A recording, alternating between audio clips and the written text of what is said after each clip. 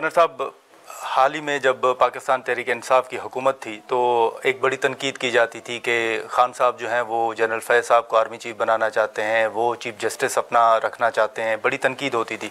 लेकिन अब आपके ऊपर तनकीद हो रही है कि आपने आर्मी चीफ को तोसी दे दी, आपने जस्टिस मंसूर अली शाह साहब को साइड पे करके दूसरा चीफ जस्टिस ले आए। तो पहले आप खान साहब पे तनकीद की जाती थी, अब कहा जा रहा है कि वही काम आप कर रहे हैं कि आर्मी चीफ भी अपना हो, चीफ जस्टिस भी अपना हो। देखिए, आर्मी चीफ को तोसी नहीं दी, एक कानून साजी की गई और हमेशा के लिए की गई। वो चाहे खान साहब होंगे चाहे कोई भी आएगा, इसी कानून साजी के तहत वो चलेंगे। और जो भी आर्मी चीफ आएगा, इससे एक अच्छी बात ये होगी कि जो गवर्नमेंट आएगी उसके साथ वो पूरा टाइम पूरा करेगा। और आर्मी चीफ एक हकीकत है, पाकिस्तान आर्मी एक हकीकत है। जो भी गवर्नमेंट आए इनके साथ मिल के और एक वर्किंग रिलेशनशिप के साथ चलेंगे मुल्क के लिए, तो मुल्क बेहतर होगा। सर लेकिन वो आर्मी तो कहती है हमारे सियासत से कोई लेना देना नहीं। सियासत से तलक नहीं है उनका पाकिस्तान के जो दिफा है उससे तलक है। पाकिस्तान के लॉ एंड ऑर्डर से तलक है, पाकिस्तान के इंटरनेशनल रिलेशन से तलक है। और उनकी इनपुट के बगैर इन 3-4 चीज़ों पे हुकूमत के लिए मुनासिब नहीं है कि वो करें। उसके लिए अभी देखें ना, दहशत गर्दी की जंग में हज़ारों हमारे नौजवान बच्चे, मेजर कर्नल, उससे बड़े लेवल के जो है वो आर्मी के शहीद हो रहे हैं, हमारे बच्चे हैं, पाकिस्तान आर्मी के हैं। तो इन चीज़ों पे तो ज़ाहिर है उनकी इनपुट की ज़रूरत थी ये कानून बनाने की।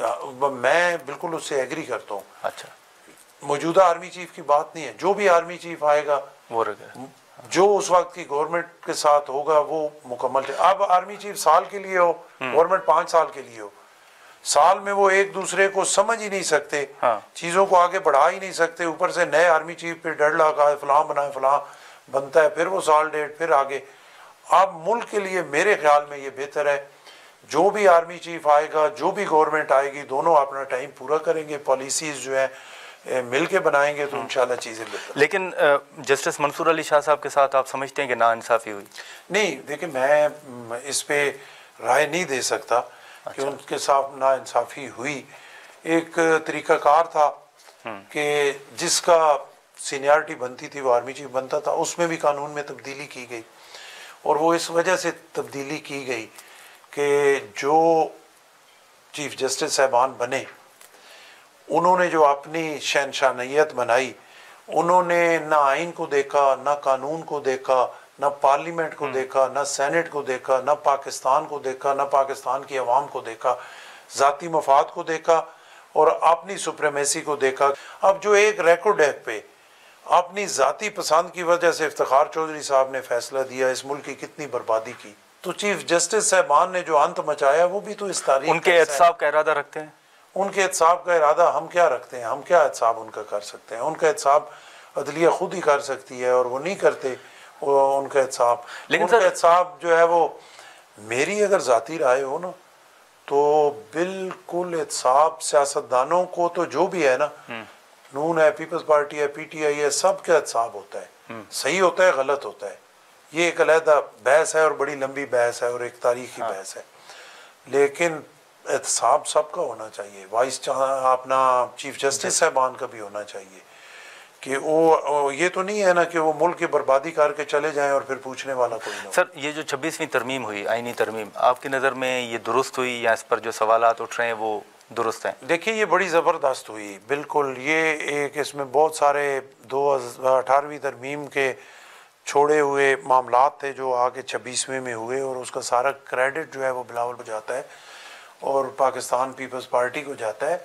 इससे चीज़ें बेहतर होंगी, मुल्क स्टेबल होगा और किसी के पास इतना अख्तियार नहीं होगा कि वो शहनशाह बन जाए और शाह सोहत का मालिक बन जाए। लेकिन सर सारे हदूद और कऊद के अंदर बैठ के करेंगे। लेकिन अख्तर मेंगल साहब हो गए, मौलाना साहब हो गए, वो कह रहे हैं हमारे सेनेटर्स पे प्रेशर था, उनको उठाया गया।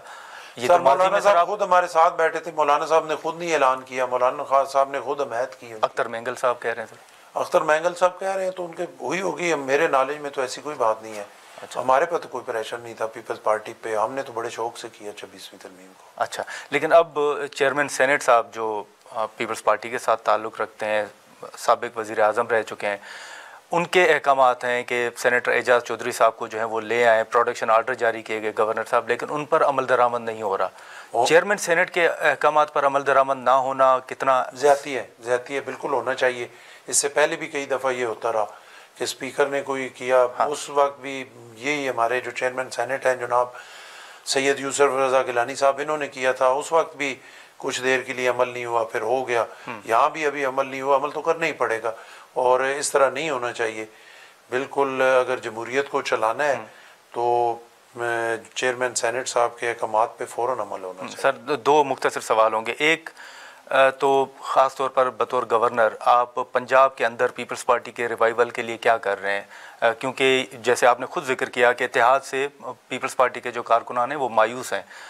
अब अगर जब आप आइंदा इंतखाबात में जाएंगे तो आपका नैरेटिव क्या होगा? क्योंकि पंजाब के अंदर तो पीपल्स पार्टी की सियासत मुस्लिम लीग नून के ख़िलाफ़ रही है। ये तो एक सबसे बड़ी जो है वो परेशानी है। मुश्किल सवाल है कि सियासत तो नून लीग और पीपल्स पार्टी दो मुख्तलिफ पार्टीज़ हैं और नून लीग का अपना नज़रिया है, पीपल्स पार्टी का अपना है। पुरानी एक तारीख है जो हम आप मुकाबले में एक दूसरे के खिलाफ इलेक्शन लड़ते रहे और उसमें हमारी तरफ से तो हमने तो कभी किसी पे कोई जुल्म किया, इंतकामी किए ही नहीं गया, लेकिन हमारे साथ तो बड़े जुल्म और ज़्यादतियाँ नून लीग के हाथों से होती रही हैं और वो हमारे वर्कर्स के जहनों से आज तक नहीं निकली और उन वर्कर्स में मायूसी है। मैं जो पंजाब में है, एक तो मैंने वर्कर्स की मायूसी दूर करनी है जो काफ़ी हद तक अल्लाह के फजल करम से दूर हो गई है। और ये जो आप लोगों से मिलते हैं, कारकुनान से मिलते हैं, वो क्या राय रखते हैं अभी ये मौजूदा सेटअप के हवाले से? नहीं, वो राय तो यही रखते हैं ना, नून के लिए उनकी राय अच्छी नहीं है, ये हकीकत है। लेकिन फिर वो मैंने जैसे पहले आपको कहा कि हमें पाकिस्तान की वजह से सारा कुछ बर्दाश्त करना पड़ता है और एक दो स्टेप तो ये हो गए। तीसरा मेरा ये है कि पीपल्स पार्टी का जो रीजनल चेहरा है उसको साफ करके लोगों को दिखाना है और लोगों को ये बताना है कि ये पीपल्स पार्टी नहीं है। जो इसके खिलाफ प्रोपेगेंडा किया जाता है कि पीपल्स पार्टी का जो भी बंदा है खुदा न खास्ता वो करप्ट है, वो कमीशन ले रहा है, वो लूट रहा है, वो मार रहा है, वो सब ये कर रहा है, वो कर रहा है। मैं 9 महीने से गवर्नर हाउस में हूँ, अल्लाह के हुक्म से पीपल्स पार्टी की पंजाब की पूरी क़यादत पे मेरे समेत कोई उंगली नहीं उठा सकता। एक काम मेरिट से हट के कोई नहीं कह सकता और जहाँ पे मेरिट पे स्टैंड लेना हुआ वहाँ पे जो कुछ भी हुआ, नून लीग नाराज हुई, तकड़े लोग बहुत सारे जिन पे वो तलवार चल रही थी वो नाराज हुए। मैं दावे से कहता हूँ अल्लाह रसूल के दरमियान जो मैंने मेरिट पे समझा मैंने वो कुल्हाड़ा चला। सर, 2 सवाल होंगे सिर्फ। एक, पंजाब के अंदर मियाँ नवाज शरीफ साहब बड़े खामोश हैं, वफाक के अंदर भी उनका कोई रोल नहीं है, वहाँ पर आप बैठे हुए हैं, वहाँ पर मियाँ साहब का भी कोई किरदार देख रहे हैं या उनकी खामोशी की वजह बतौर सियासतदान आप क्या देख रहे हैं?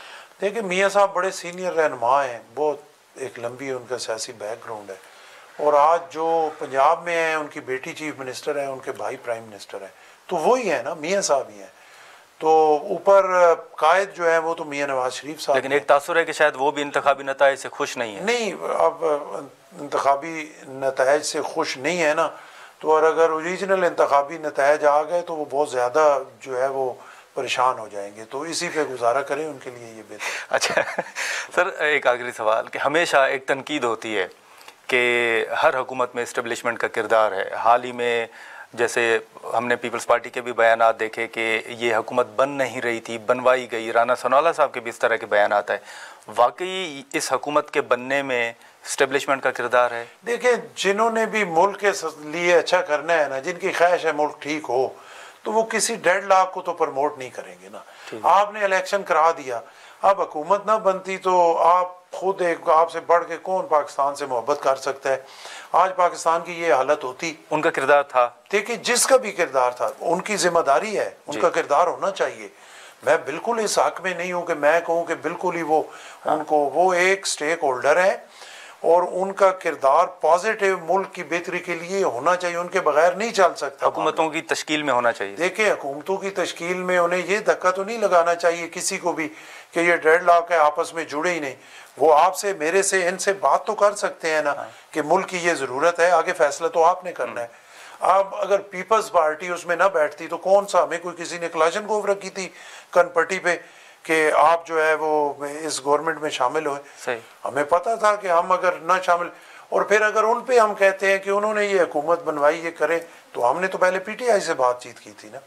अगर पीटीआई हमारे साथ बैठती तो हम तो पहले उनके साथ बनाते गवर्नमेंट। वो क्यों नहीं बन सका सर?